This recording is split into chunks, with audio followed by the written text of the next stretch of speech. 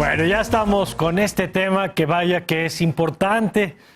Yo no sé si a usted le gustan los temas de economía, los temas del sector energético.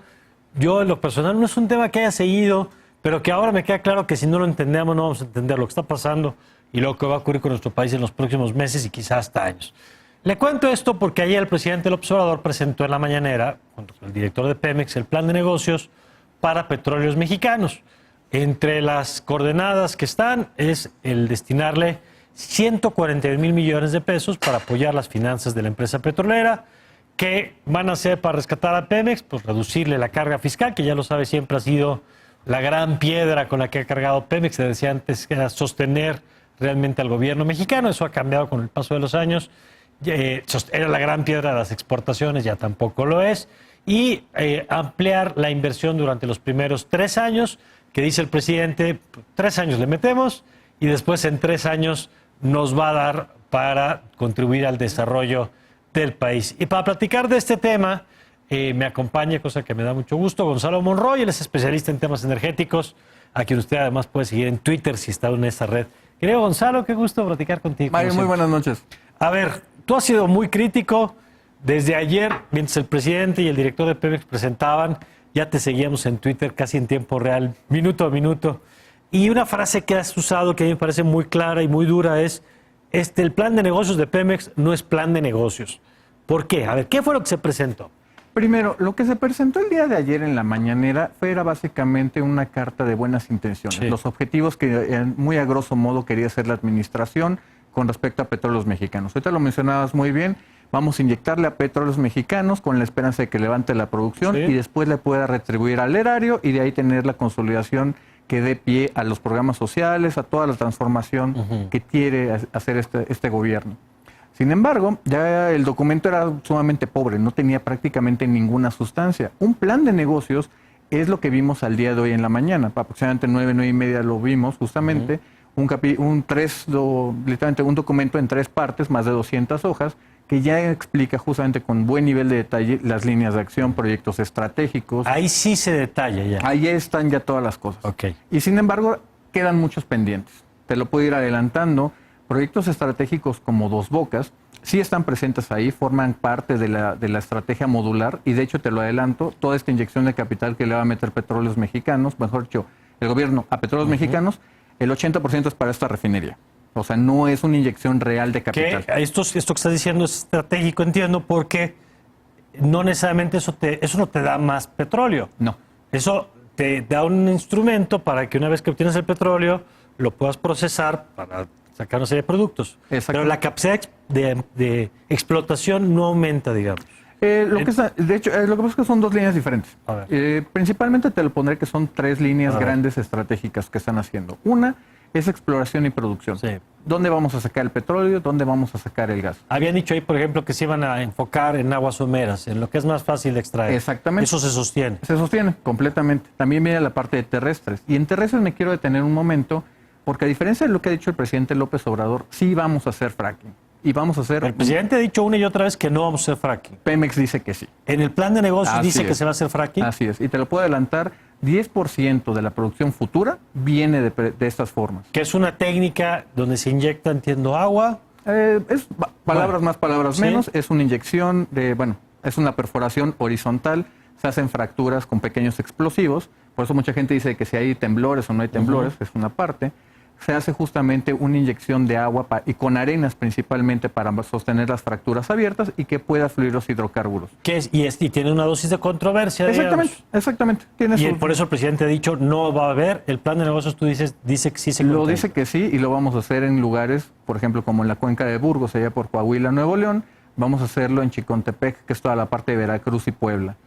Esto es muy importante porque es donde están literalmente gran parte de las reservas y donde está el potencial de México. Esa sería la segunda línea. Exactamente. ¿Y la tercera es la refinería? La tercera es la refinería y transformación. Y aquí déjame detenerme porque una de las promesas que había dicho el presidente López Obrador durante la parte de la campaña, el periodo de transición, es que íbamos a llegar a un 100% de la utilización de nuestras refinerías, que han ido decayendo año tras año. Ahí lo que está diciendo el presidente es de que lo podemos hacer simplemente metiéndole mucho dinero. Una parte para levantar los que ya tenemos, más la construcción de la refinería. Por desgracia, en la primera parte solamente hay un proyecto, que es básicamente terminar las coquizadoras en Tula. No hay dinero adicional para Cadereyta, no hay dinero para Madero. Madero, que por ejemplo lleva 13 de los últimos 21 meses cerradas sin producir un solo barril de nada. Y justamente Dos Bocas. Y en Dos Bocas aparecen muchos de los temas más controversiales. ¿Por qué? Porque riesgos, localización, mapas, lo ponen como una información reservada. Aún de que estábamos esperando mucha información. Dentro del plan de negocios, esa información no se hace pública. Así es, y esto es sumamente inusual. Te lo puedo decir, en los últimos 16, 17 años, Pemex no había reservado información en su plan de negocios. Te mostraba las estrategias generales. No hay información realmente que sea comercial o sea sensible. El gobierno, con lo que nos estás explicando, dice, a ver, yo voy a perforar más aguas superficiales, voy a aprovechar el petróleo que tengo en tierra con esta técnica y voy a fortalecer mis refinerías e invertir en una nueva. 141,000 millones es lo que se va a invertir, de lo que se va a destinar de recursos federales al rescate de Pemex. En realidad puedes decirlo a Dos Bocas. Puedes decir que es directamente eso a Dos Bocas. Directamente eso va para Dos Bocas. Hay un elemento que también ha presumido mucho el gobierno, que es la reducción de la carga fiscal. Es un 7% para el año siguiente. ¿Eso con cuántos recursos queda Pemex al no tener que pagar los impuestos? ¿Cuánto le libera? Qué buena pregunta. Aproximadamente los números que ha presentado Petróleos Mexicanos, entre 800 y 900 millones de dólares. Parecería mucho, pero en realidad no es prácticamente nada. Es el 5% de lo que Pemex aporta en términos de impuestos y otras transferencias. Donde hay un problema muy grave es en términos del flujo de efectivo de los siguientes 3 años. ¿Por qué? Petróleos Mexicanos tiene compromisos de deuda y de intereses por más de 28,800 millones de dólares. Tan solo en los siguientes 3 años. Esto no estoy hablando de inversión nueva, sino pagar deuda que ya se contrajo años anteriores. ¿Cuál es uno de los grandes problemas? Que o la pagas o logras refinanciarla. Exactamente. Que es, en lugar de que te pague, perdón, lo que te debo hoy, contrato nueva deuda, le pago al otro y ahora te debo a ti en un plazo que sea más largo. En un término muy sencillo, y esa hay una cosa muy importante, leyendo los puntos finos del plan de negocios, es que están hablando de seguir continuando con las líneas de crédito, algo similar a lo que vimos precisamente en abril con esta línea de 8,000 millones de dólares con 22 bancos, y también utilizar esa vieja figura de los 80s, 90s, que son los bancos de exportación e importación. Ahí se abre una oportunidad para lugares... Para los hispanoparlantes, ¿qué quiere decir eso? Básicamente, organismos que no son los mercados de capital, sino es una relación más país-país. Ahí es donde puede haber un pequeño guiño a lugares no tan tradicionales mexicanos como China, por ejemplo. Que alguien te preste, le invierta ahí. Exactamente, pero esto como siempre hay que ponerlo siempre en su perspectiva. Eso es como, en términos muy llanos, es como si en México le hubieran dado una tarjeta de crédito más. Sí. Con una tasa de interés considerablemente más cara que lo que está en los mercados internacionales. O sea, tú vas a financiarte, pero te va a salir más caro el nuevo financiamiento. Exactamente. Ahora, la pregunta es, y con lo que estaban las calificadoras y la industria y todo el mundo pendientes, a ver, este plan llevaban meses esperándolo. Así es. Ya se presentó el PowerPoint de ayer y las 200 y tantas páginas de hoy. ¿Es creíble el plan para los observadores? Porque de eso depende si le van a prestar a Pemex, a cuánto, en qué tasa le van a prestar y por lo tanto qué efectos puede tener para la deuda del gobierno mexicano, que sabemos que en buena medida depende también de Pemex. Esa es la gran pregunta y te puedo decir que no luce nada creíble. Te lo voy a poner de esta manera. El escenario de 2.6 millones de barriles para el 2024 y 2.8 millones para el 2030 tiene una probabilidad de ocurrir de menos del 5%. Muchas cosas tienen que salir bien. Para darte un ejemplo, están proyectando de que la mezcla mexicana va a tener un precio promedio casi de los $60. ¿Hoy en cuánto está? Hoy está en 62, pero por desgracia en las presiones internacionales que están alrededor del mundo, China que no está creciendo tanto, tienes la incertidumbre del Brexit, en el lado de la producción tienes a los americanos produciendo prácticamente por las narices, Rusia ya empezó también a tener una mayor producción, Guyana va a tener reservas. Estados Unidos. Exactamente. Todo esto tiene muchas presiones del precio hacia la baja. La expansión que están haciendo, aparte de que me tengo que detener porque esa es la parte también medular clave, es de que todo esto es sin asociaciones. Todo esto viene con contratos de servicio que en la forma que los ha presentado Petróleos Mexicanos difícilmente van a jalar. ¿Por qué? Porque una empresa de servicios solamente gana prestando servicios, prestando productos, poniendo su maquinaria y su gente a trabajar. A ellos no están en el negocio de producir barriles de petróleo. les van a pagar, se produzca 1 millón de barriles o no se produzca. Es un proveedor. Exactamente, es un proveedor. Exactamente. No compartes ganancia y no compartes riesgo. Exactamente. Sin embargo, Pemex solamente gana o pierde si se produce. Claro. Aquí tenemos entonces dos elementos muy claves y me voy a referir a una cosa muy sencilla. Es como si de pronto a un albañil le pidiéramos que construyera un siguiente piso, pero que él tiene que cubrir toda la mano de obra, todos los materiales, y solo si se construye y lo vendo, es que él va a poder cobrar. No tendría muchos incentivos para entrarle. Es algo muy similar de este lado.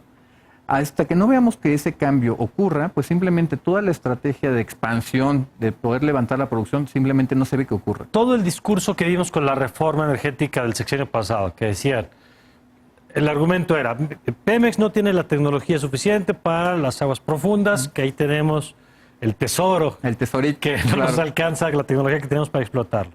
Nos vamos a asociar con otras compañías y como en el petróleo no hay palabra de honor, pues compartimos riesgos. Exactamente. Y si encontramos, pues tú me pagas una parte y te quedas con una utilidad y ahí vamos, digamos.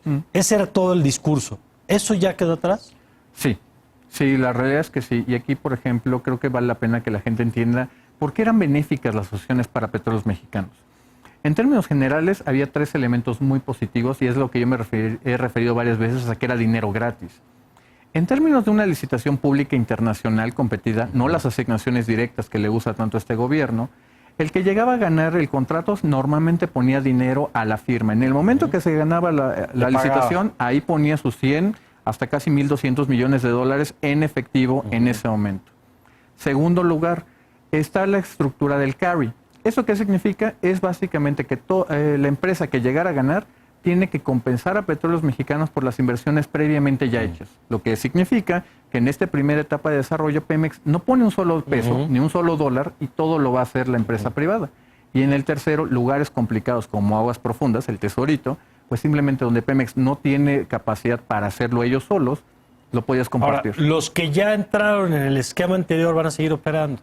Sí, esa parte sí, pero incluso en esa parte hay muchas, literalmente asegúnes. Ahorita, por ejemplo, en las partes de la unificación o unitización, como se conoce en la industria petrolera, que es básicamente tener un operador cuando un campo se comparte entre Pemex y un privado, ¿quién va a ser el operador? Ahorita Pemex está empujando a través de diferentes mecanismos, a través de la Secretaría de Energía, para que Pemex sea el operador único de este tipo de cosas.